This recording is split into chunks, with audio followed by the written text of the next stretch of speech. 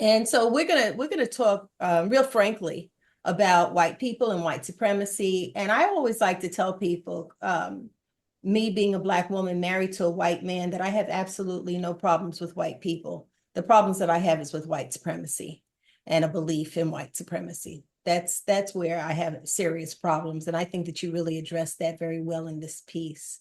So Dick, do you want to start off by asking? Well, so one thing that hit me that we've talked about was this note that the majority of Latino men voted for Trump, and there's this whole you go into this concept that, well, I'm part of my heritage is Irish, and at one time Irish people weren't fully white. I mean, there were no Irish need apply. Same thing applied to Italians and Eastern Europeans and so forth. And now some Latino men or Latinos feel that they have now joined that crowd and moved into the white world.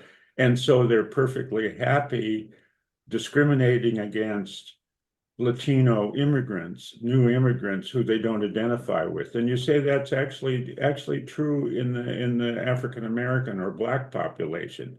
Would you like to elaborate on that a bit? Yeah, the article makes reference to the fact that whiteness has been used as a weapon and as a means of manipulating populations within this country. From the outset, the country was never intended to be a democracy, certainly not an economic democracy. And a privileged elite group uh, decided that they were going to use the masses of people to preserve their own dominance of this entity that they created.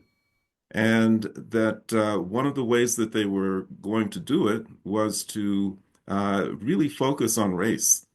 Uh, there was an understanding that as long as you had this great economic divide between this small elite group and then the broad masses of white people who were desperately poor, because in the earliest days of this country, there was no middle class as we've come to know it.